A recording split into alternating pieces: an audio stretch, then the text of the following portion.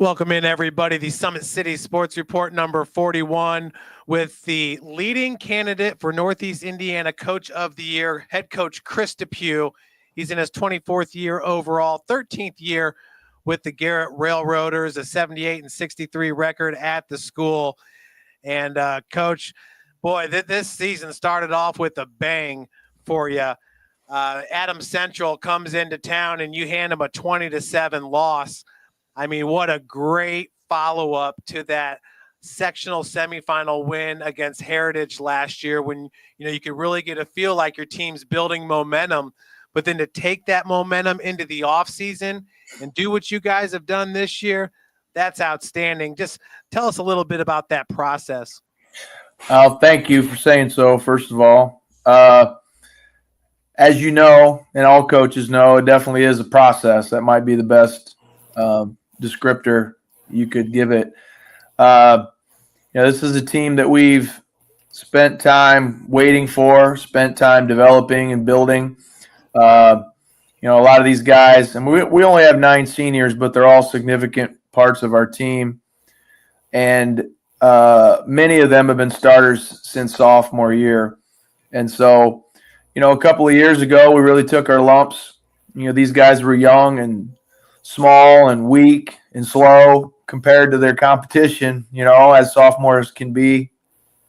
And then, they grew up a little bit as juniors, and then the class behind them also became contributors last year. And we were mostly a team of juniors and sophomores last year, and now primarily seniors and juniors. And so now that group of kids who was slower, smaller, and weaker is oftentimes, bigger, faster, and stronger.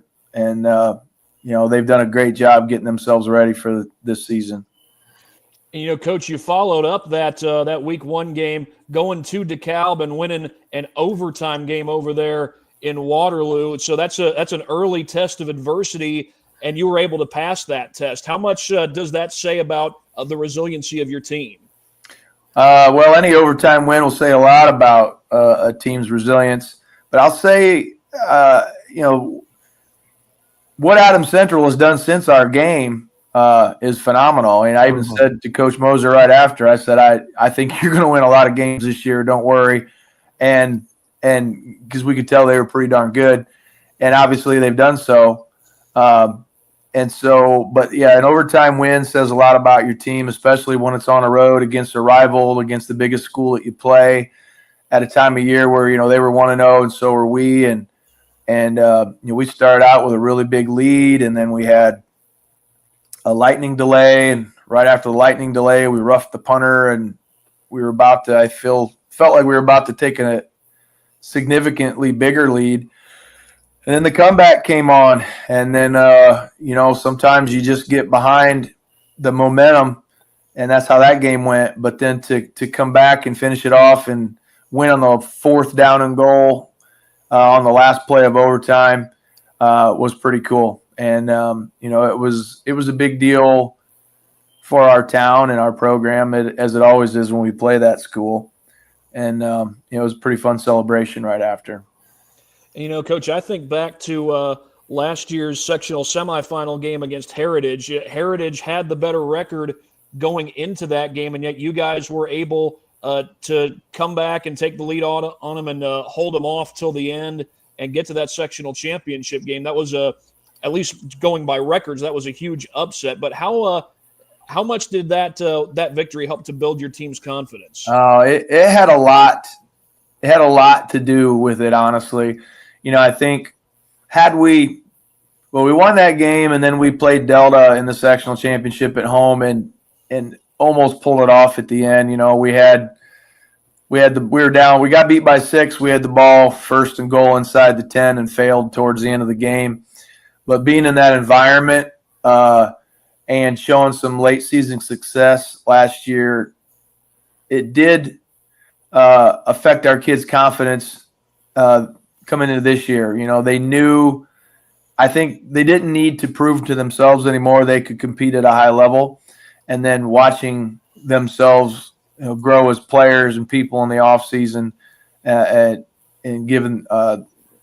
putting them in a position to compete this year, I think they were even more ready. And so, yeah, it's interesting you'd say that. But, the end of last season really was the springboard that carried us through our offseason and into this one. Coach, and when you look at last year, and let's just take rushing, for example, I mean, Nussbaum and Rubel and Hefty, those have been your guys, and they're your guys this year as well. But now you add a couple other guys like Alex Guzman, who's been fantastic for you against Tip Valley. He runs 7 times for 111 yards with a touchdown. I mean, that's 15.9 yards per carry. How great has it been just to not only be able to retain those guys, get them bigger, faster, and stronger, but have some of the new guys step up and show you something that you didn't see last year? Oh, yeah. I mean, Alex Guzman is a sophomore, and, we knew he had some quickness and talent, was a tough little guy.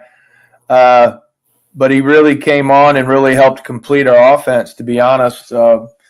We've had a few games this year where we had 3 100-yard rushers, and that's varsity time too. That's varsity versus varsity, and I think it's helped give us extra dimensions in our offense that has mattered. If we do it right, we can run inside, outside, left, right with a variety of people, and that's important to the diversity of our offense.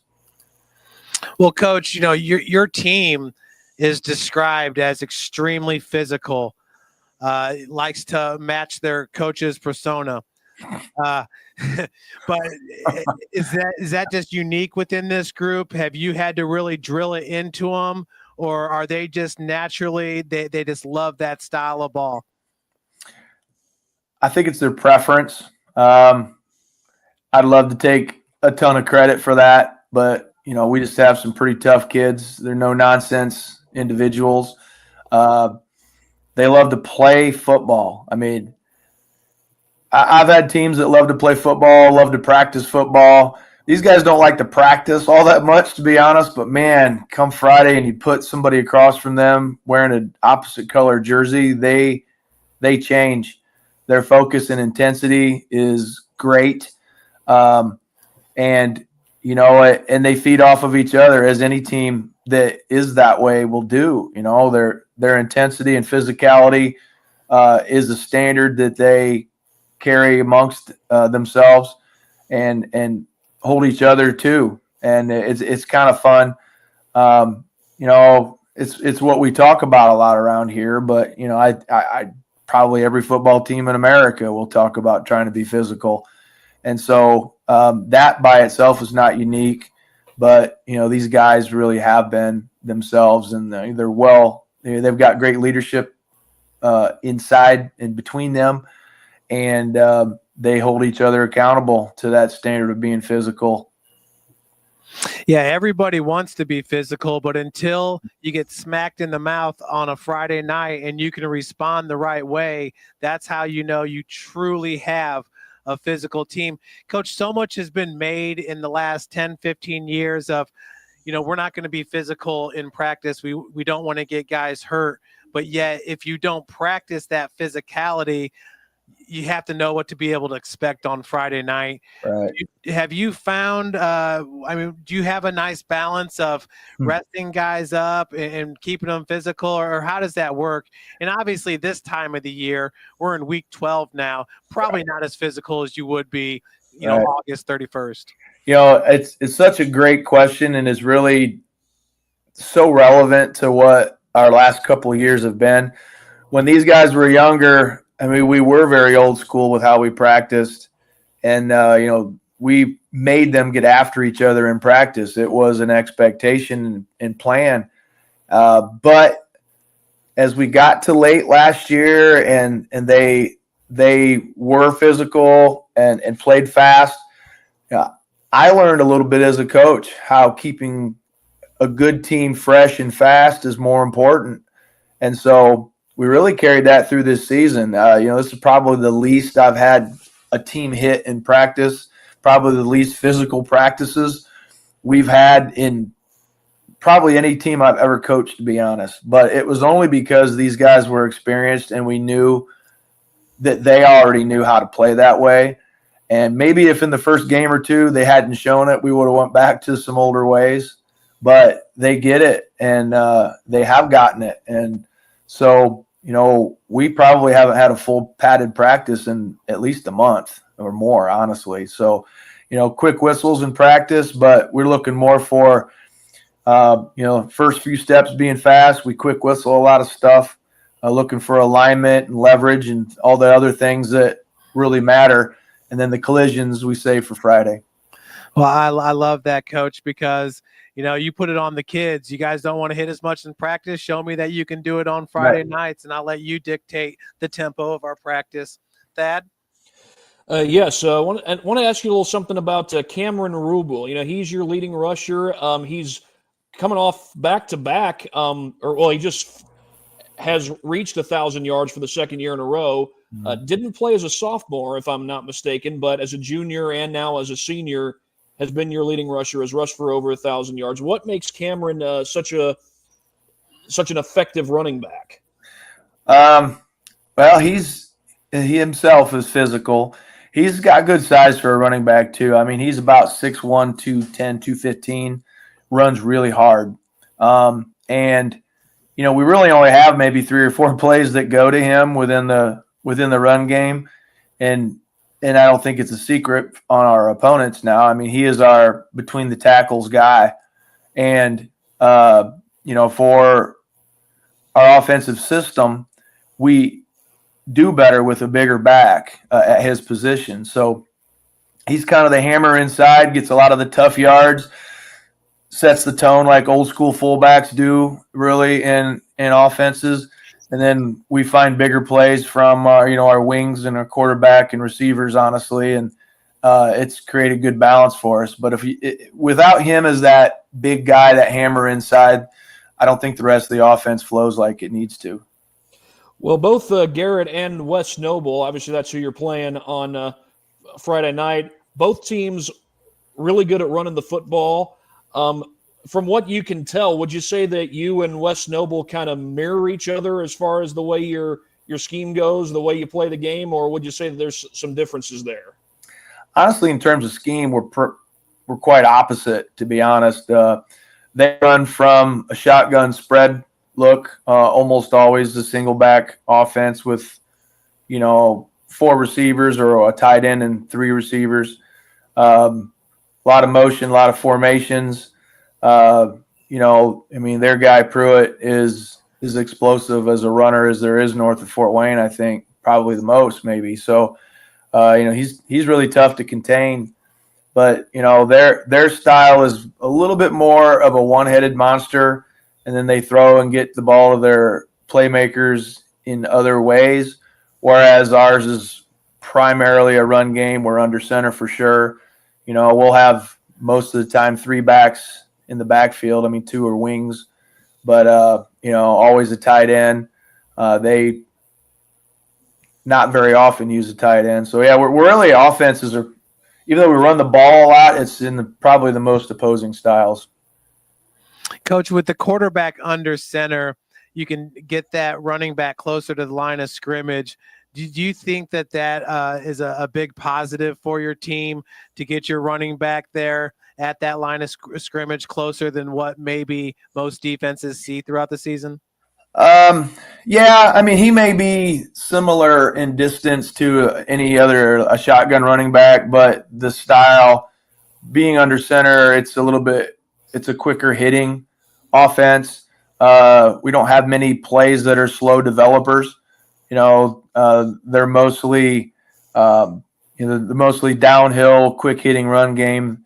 Whereas Wes Nobles really is relatively quick hitting for a shotgun offense, and that's because of their back and his speed. But being under center is just our preference. It's probably more conducive to controlling a game through the run game. But that's just I don't know if it's the right way. It's just the way we've chosen. Coach, take us back to week number 6, that victory 17-6 at West Noble. I mean, you guys have been putting up so many points this season. averaging 38.8 against really good competition. But that was your lowest scoring output on the season. I think some of that probably had to do with the monsoon type conditions that you guys faced that night. Some of the residual effect from the hurricanes down south. But what was that game like? You guys being able to grind out the victory. Had to be a special night for your boys. Yeah, we were honestly, we were pretty lucky that night in that the rain mostly missed us. We had some wind, but really it was mostly dry. But that night we got off to a pretty bad start. We had, I think, started the ball on offense, 2 plays, and then an interception. They came down, had to put with a good drive, ending with a field goal. We went 3 and out right after that with a punt. I believe they scored again on a field goal that possession or the next. But then a couple minutes, we were just not clicking on offense. I didn't call a great game. I didn't believe in the first half. We didn't block some things right. But right before halftime, before their last field goal, they kicked off to us, and Alex Gooseman returned it for a touchdown. Suddenly, for a poorly played half, we go into halftime up 7-6, and that was pretty important. And then from there, we held them scoreless and ran the ball really well, and put another 10 points on the board and sealed the deal for the night. Coach, how fast is Alex Guzman? Just a sophomore. Oh, I don't know. Honestly, we didn't time 40s this summer. We just raced them. We just wanted to see who our fastest guy was because, honestly, I guess in terms of recruiting or things like that, you might want to know what a kid's 40 time is, but I don't care what your 40 time is. I want to know who my fastest guy and my 4th fastest guy, who they are, honestly. So he's pretty quick. He's probably a quicker first 20 than second 20. He's a little guy, short legs. He gets to full speed pretty quickly, but he's a nice punt and kick returner for us too.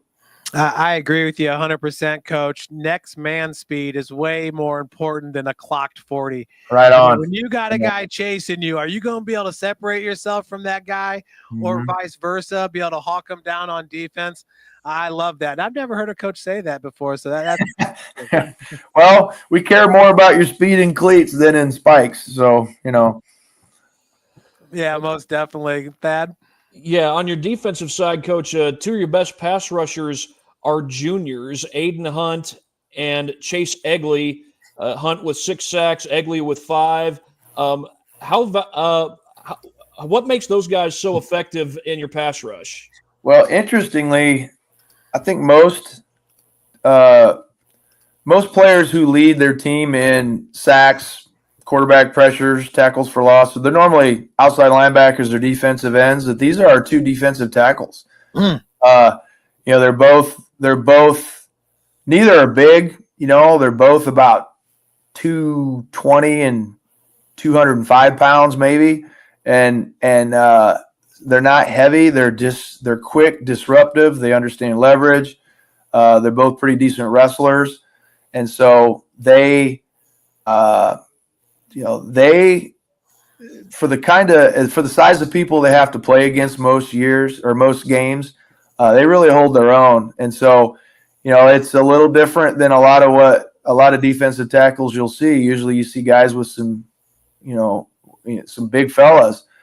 The guys we just played at Tippy Valley, they're 2 D tackles and an even front. We're pretty close to 600 pounds combined. Our 2 guys aren't even 450 combined. But yeah, they're significant in our defense, and they had a lot to do with our success against West Noble last game.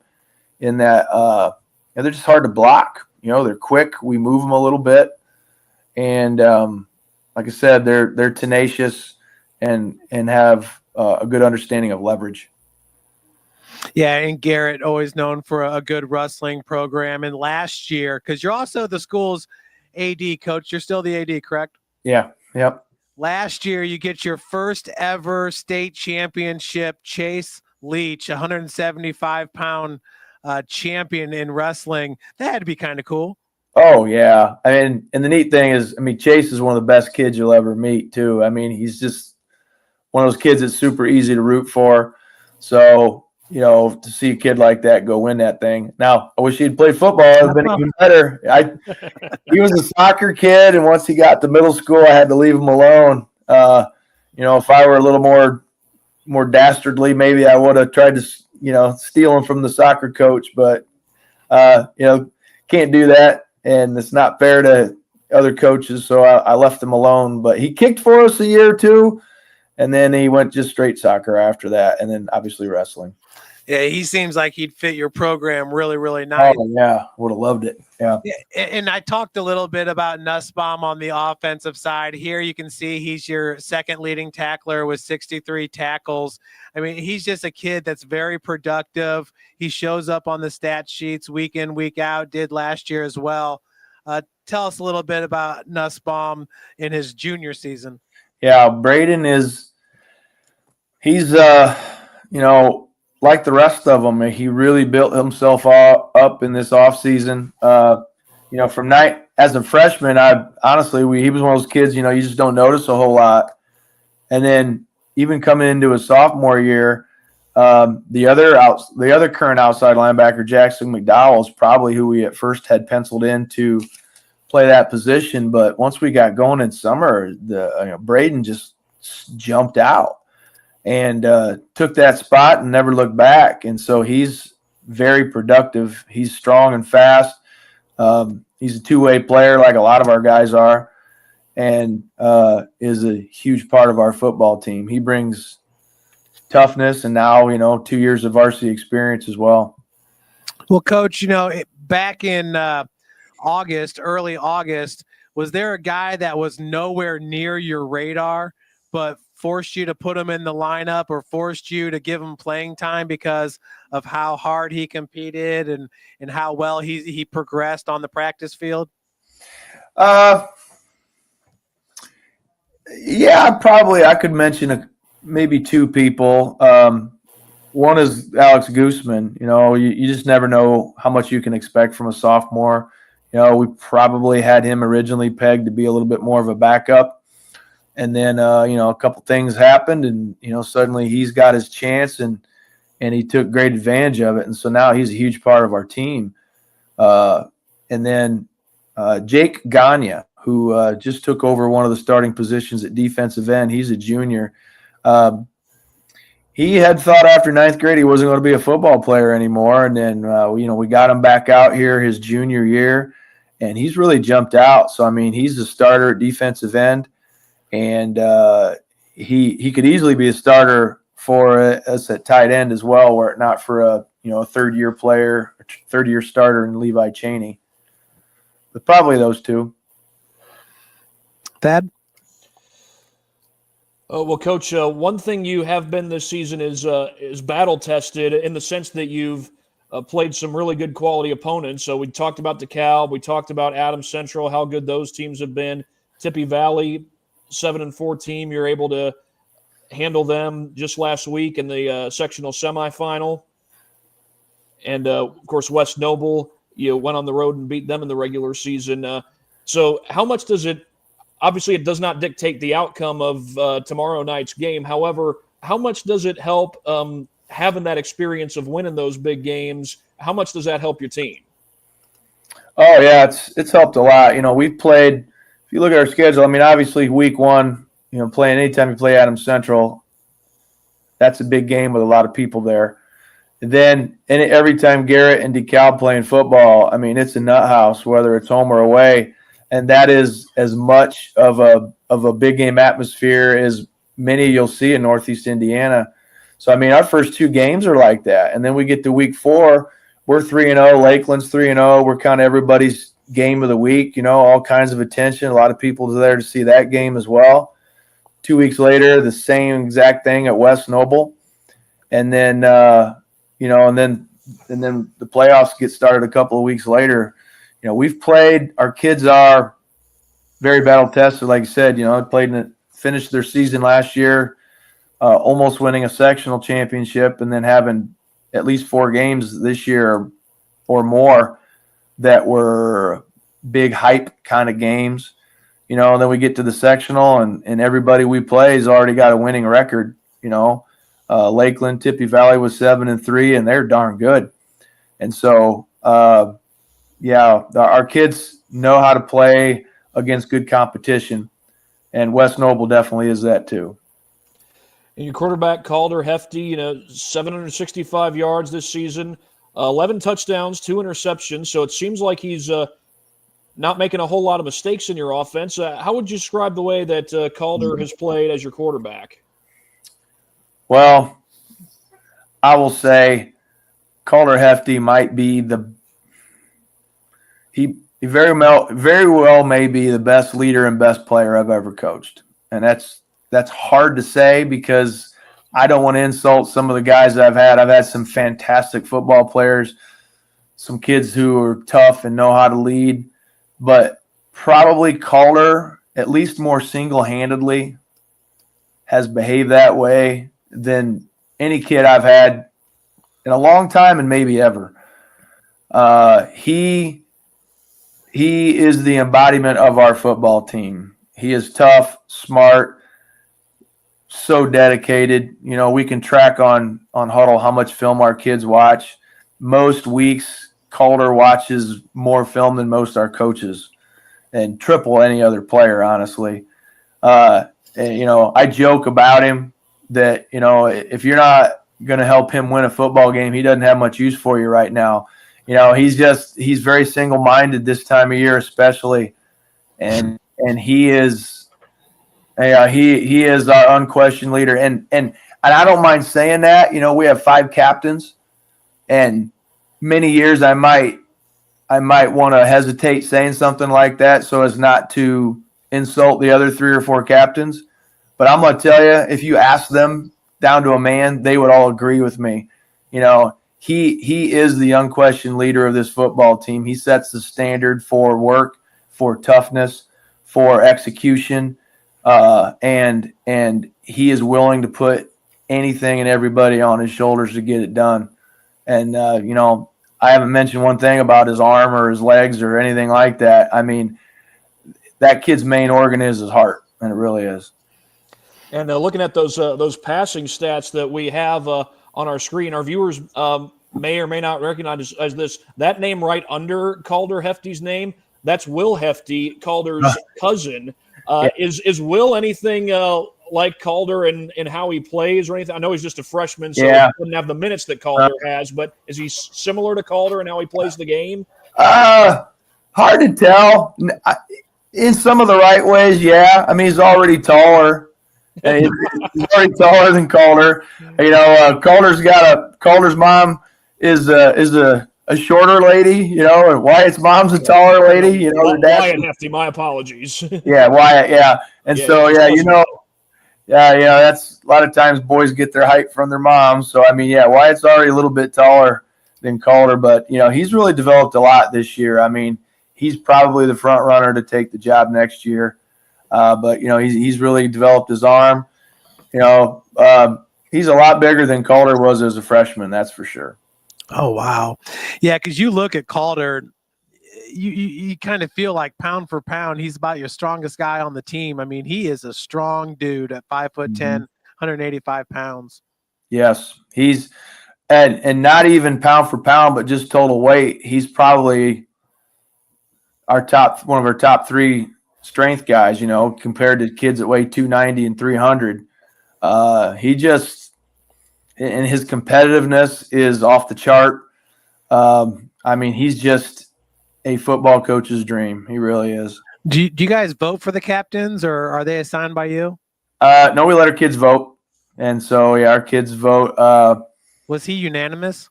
Oh, yeah. I mean, this is, and not often, rarely in all my years of coaching have I allowed for juniors to be captains. But we do a leadership program all through the spring, and we said, knowing that these guys a year ago would be significant players on our team, we wanted to let this year's seniors, last year's juniors be eligible. So we invited them to the meetings as well, and they have to come to every meeting to be on the ballot. And so obviously Calder is one of them, or he wouldn't have been elected. But yeah, I mean, for kids vote for him. We're halfway through counting. We just quit counting because we know about every kid voted for him for good reason. And obviously the way you guys are able to just grind teams out, you're going to be stronger than most teams in the second half due to that physicality. Coach, tell us about your offensive line. Similar to those D tackles, I mean, do you feel like they're a strong heart of the team? Oh, yeah. We tell them that all the time. And, it is, offensive lines are the engine that runs the whole train. And they are, like all good offensive lines, a team within a team, a bunch of guys who just get along but fight still. And at the end of the day, they're just a bunch of guys who like to hang their bellies out under their shirts and eat and talk and make fun of each other. And that's what they are. They've been phenomenal. 4 of the 5 are back from – actually 5 of the 6 if you count Levi, our tight end. We're back from last year. We just had one guy to replace, and so that's become our right tackle, and that's Jake Reynolds as a junior. But Owen Baldwin, as you see there, he's a third-year starter at guard. Cam Woods, second-year starter at center. Aiden Hunt, second-year starter on offense as a junior. And then Nate Wells plays our left tackle spot. He's probably the smallest. He's our Mike linebacker on defense. And Aiden Hunt is one of our 2 defensive tackles. Levi Chaney, our tight end, is one of our defensive ends too. Well, when the good Lord created offensive linemen, I think he had Owen Baldwin in mind, because that is just a great picture right there. What a great looking offensive lineman. Yeah, he's fun. He's in my office about every morning, hanging out and talking, seeing what's up for the day. And offensive linemen are the greatest people on earth, because they're just what you want in a person. They care about the group more than themselves. They don't get much credit and don't seem too bothered by it. They are playing the game for the right reasons, and those guys are awesome. And they're usually smarter than the defensive linemen. Yeah, it's so funny. Owen was in my office today, and he said it's a good thing our offense is simple because we're a bunch of dummies. I said, quite the contrary, man. You guys couldn't do what you do, make the adjustments you do, where you're not all intelligent. And I think that's the real truth. It probably speaks to how they've been coached up too. So kudos, we'll see. Yeah. Kudos to you, Coach. Thad, we're about ready to wrap things up here. Do you have a couple last questions? Well, I guess one thing, you and Coach Maywarder have been coaching for quite a long time. He's been at West Noble all these years. You've been at Garrett and at East Noble, and now you get to be a part of the same conference. How much, from what you know about Monty Maywarder, how much do you like coaching against him? How much do you like being part of Indiana high school football along with him? Well, I like being a coach with Coach Maywarder. Meetings are fun. He's always he's the elder statesman in the group. He's got a couple years on me overall, but he's always one of the fun guys in the group that people listen to. He's had some good teams here lately, especially, and his kids are athletic and fast. They sure look like they like to play football, and that's got to come from him. 260 got some dogs. That was Alan O'Grady, I think. Alan O'Grady chiming in. We appreciate you, Alan. And Alan needs to get out to Ligonier on Friday night for this big game, man, the rematch. It's going to be so much fun. Thad's going to be on the call along with Jaron, Coach. Matt Jackson on camera, so we're excited for that one. I got to ask you, though, who wins an arm wrestling contest between you and Coach Maywarder? I don't know. I guess I'm going to have to size up the size of his bicep next time he's got a short sleeve shirt on. I'd have to. I'm gonna have to give myself the nod, though. Maybe it's working for me, but he would probably disagree. Did you ask him the same question? Nah, I forgot to ask that one. You know, his sons are built like I mean, they're just yoked up. They're big dudes. Yeah. So now I'm starting to rethink my answer. Yeah, I'm kind of twiggy armed here lately in my older days, so he might be in better shape. He might get me, but I don't care about an arm wrestling. I'm more interested in what those kids do tomorrow, on the field. So yeah. No, Coach, those kids are keeping you young there at Garrett, so that's a good thing. Sure. All right.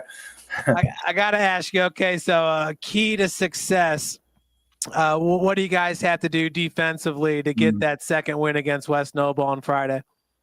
We just have to contain the running back. I mean, he's who their offense runs through. I mean, he is fast. He's powerful. He's not the biggest guy, but he runs a lot heavier than he is. Mm-hmm. One of the biggest reasons we won the last game was because we really held him in check, more so than one should be able to expect.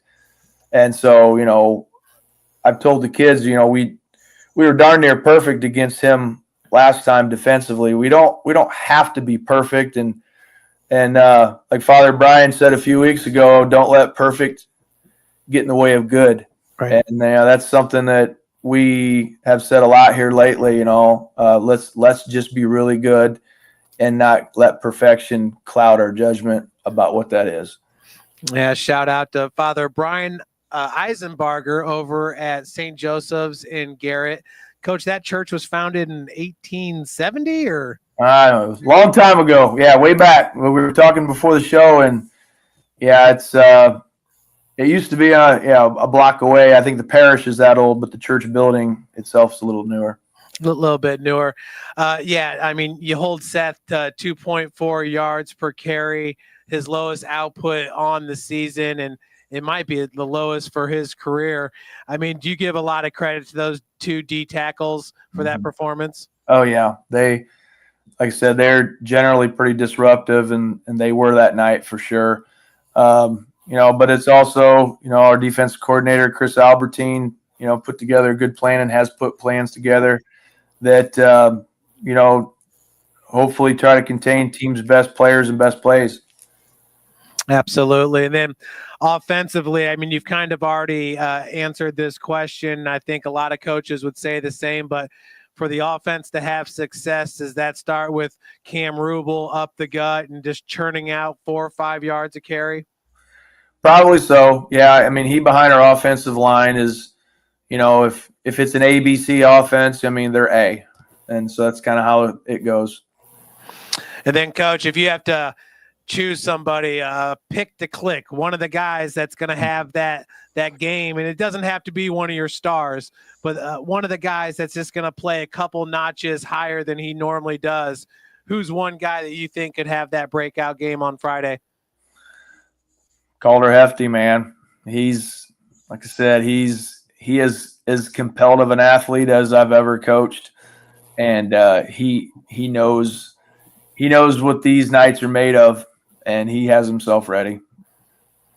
Wow, well, we're ready for this one. We're so excited for you, Coach. It's been a great season, and this matchup right here on Friday night going to be one of the best in the state. So everybody's got to get out to Ligonier and get there early because that place is going to be absolute packed.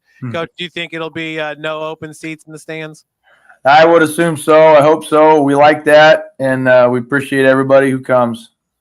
Absolutely. Well, head coach Chris DePew, him and the Railroaders heading to Ligonier. That's a 7 p.m. start on Friday night, Coach? Yes. Okay. Well, we wish you all the best on Friday against West Noble. Head coach Chris DePew, thanks for joining us. Thanks for having me, guys. Have a good night. Absolutely. You as well.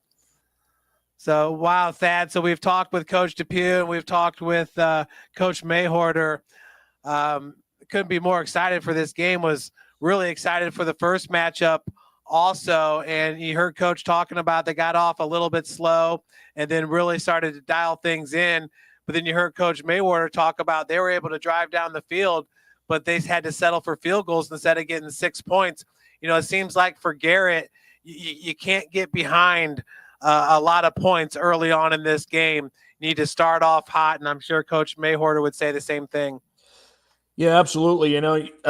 Garrett, last year they got out ahead of Heritage in that sectional semifinal game that we talked about, and they were able to hold Heritage down. I mean, you're talking about a team that, as I recall, Heritage was very high scoring, and yet Garrett, they got behind them early, but they only got like 6 points behind them. They were able to fight back, and it just showed the resilience of this Garrett team. And I think that fighting back from behind early in that game against West Noble was just another example of that. I mean, West Noble not exactly a mirror image of Heritage from last year or this year, even though Heritage is really good. That was just another example of Garrett and their ability to withstand that early pressure and fight through that adversity. And I think we're probably gonna see both teams' resiliency tested at some point during this game tomorrow night. That this was a big shocker right here. One of the biggest shockers in Northeast Indiana. Kind of takes you back a few years when a Leo team would go to Northridge and lose, when they've got 7 defensive D1 guys on the roster. But at what point in this game, Thad, did you see Garrett take the wind out of Heritage sails? If I remember right, I think it was really in the fourth quarter when that started to. In Heritage, they just struggled to get their offense going. And, you saw it in the stats right there for Heritage as far as running the football is concerned. Look who the leading rusher is. That was Kobe Meyer, the starting quarterback. Now, your quarterback's your leading rusher. That's not always a recipe for disaster or anything like that. But aside from the quarterback, the running backs were completely held in check. And that's a credit to Garrett's defense. This defense stood tall against a really high-powered offense, and I think that's ultimately what helped to take Heritage, the wind out of Heritage's sails was the suffocating Garrett defense. Well, yeah, Thad, and when you're talking about Kobe Meyer right there, you're talking about one of the premier quarterbacks during his junior and senior year, both with his feet and with his arm, and for Garrett to be able to shut him down the way they did a year ago. And now a lot of those guys are back with that defense. I mean, kudos to Coach DePew and what those guys were able to accomplish that night in Monroeville. So in this Friday, I got to believe once again, they got to stop Seth Pruitt. Seth, the program's all-time season rusher and career rusher over there with West Noble. I have a hard time believing that they're going to be able to hold them to 2.4 yards per carry. What do you think? I'd say 2.4 will be awful difficult. I mean, it may be one of those games where both running backs rush for 100 yards, but maybe it's one of those tale of two halves or something like that. Maybe Garrett gets the running game going in the first half. West Noble starts to ramp it up in the second half, or vice versa. Would you say, and I know Coach Mayhorter said that, obviously Seth is the key there, but Trey Schisler, a good-looking junior quarterback for them. Do you kind of feel like that's the key in getting it to his receivers in space and maybe getting them in a situation where if they can juke and make one man miss, they could get a home run ball? Remember, in this matchup right here, it was the kickoff return by Guzman that really helped separate Garrett in this matchup. I definitely think that's going to be a key for West Noble obviously we know West Noble's going to run the football, but if Trey Schisler can continue to be effective passing the football, which he has been, that's just another dimension that West Noble brings to the table. And we're talking about a team that obviously lives on the running game, but they can be effective in the passing game as well. I think that could make West Noble very dangerous.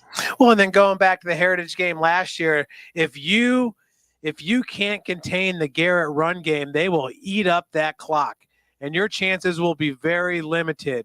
Ask Carroll about their sectional game against Warsaw last year where they hardly ever even saw the ball. So it is a great formula for success if you can keep that, 4 yards and a cloud of dust going. Yeah, and with Garrett, you got that sort of 1-2 punch. Obviously, Cameron Rubel, the leading rusher, he's the running back, kind of a power back, and then you can add in Calder Hefty and his Calder Hefty, I beg your pardon, and his ability to run the football and to throw it as well. So this is this Garrett team definitely very multidimensional in how they can run the football. And that Heritage team they went up against last year, Garrett definitely made their running game very one-dimensional, with where Meyer was able to run the football, but they had trouble to get the backs going. I think Garrett, they'll be able to get the backs going, I would think. And also, if Hefty is able to run the football as well, this team will be very dangerous. But if you can get your running backs going, that helps to get your running quarterback going as well. Yeah, so I really feel like you're going to see a big play from Nussbaum or from Guzman again in this matchup here that's going to really help propel the Railroaders. I feel like with Hefty and Rubel, it's just automatic. They're just going to be there for you and do what they do. So I feel like let's go with Nussbaum or Guzman, one of those guys that have a big play to help propel Garrett. Or if West Noble's to win this game, I really believe you're going to see something from the quarterback, Trey Sisler. And obviously, Seth is probably going to have to be more around 5 to 6 yards per carry if West Noble's to get the W. Yeah, I would certainly think so. And, Guzman's had a very successful season. And if I remember right, DePew has described Guzman as a very speedy back. So he's someone who could definitely give you those home run threats when he's in the backfield. Yeah, and you got a lot of speed with Macias and Richardson as well.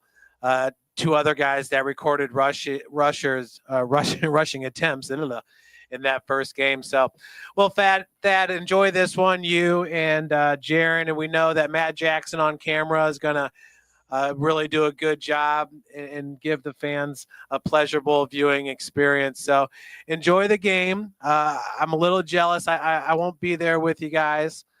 We will be doing Coach DePew's former team, East Noble, and their game against Bishop Dwenger. So both East Noble and Garrett having conference championship seasons. And for Coach DePew, he's looking for his first sectional championship since 2016. And what a special year that was, Thad. You remember that Concordia passing attack? It was probably the best in the SAC. I just will say it was the best. And they had a hard time getting past the Railroaders because Coach DePew, it just seems like in these big games, he dials something up that you're not expecting. Yeah, and by the way, that 2016 Concordia team went on to become state champions. I believe the first state championship in Concordia history. So, yep. Obviously, Garrett, I know that's 8 years ago. DePew's probably not looking too far back in the rearview mirror, but you look to the game like that and you think, oh, love to win a game like that. Hate to go out on the losing end of that one, but that was a good Concordia team that knocked them off. Yeah, then Peter Morrison went on to Concordia Ann Arbor and became their starting quarterback in NAIA football. So, okay, well, anything else you want to add about Friday night's game, Thad? Well, I think we've added about just as much as is necessary. Going to be a lot of great running game, you would think, in that game. Defenses, it's going to be a tall order for both of them. They're going to have to be physical on both sides of the football. Yeah, most definitely. It's my favorite thing to do. Railroaders. Let's see here. Not in the top 100. So kudos to Garrett. They got it right with the mascot. Let's see. Very, very fitting, too, because at least historically speaking, I believe Garrett is a railroading town. They do have a CSX yard over there in that town that I think is still active, if I'm not mistaken. Yeah, well, I know most people catch the train in Waterloo. And actually, if you're going to Chicago, it's better to drive to Waterloo, hop on the train, get a round trip, because you don't even have to pay for parking in Waterloo. But the Railroaders are the 167th most popular nickname. There's only 45 of them in the country, so that's pretty cool. I'm honestly surprised it's that high. I mean, I wasn't expecting it to be a high number. I didn't know it would be 45. Well, you know how I feel about common mascot names. Eagles is number 1,820. That one's not surprising. I mean, It's basically our country's mascot, so to speak. Well, I don't understand why. Oh, I guess the bald eagle. Yeah, sort of. And now there's no reference to an eagle in the Star Spangled Banner, but for some reason it's our country's mascot. Okay. All right, Thad. Well, hey, have a good one, buddy. And until next time, we're gonna really enjoy listening to your call and get to see some of the cool highlights that you'll post after the game. Yeah, I'm sure there'll be a lot of them. Yeah, definitely, both on offense and defense. Probably a couple special teams too. I wouldn't be surprised if that's how it turns out. Yes, sir. All right, everybody. Well, get out to Ligonier, get out to Shields Field or to Carroll. We got some really good games here in the 260 for the sectional championship round. Have a good night, everybody. Night, everybody.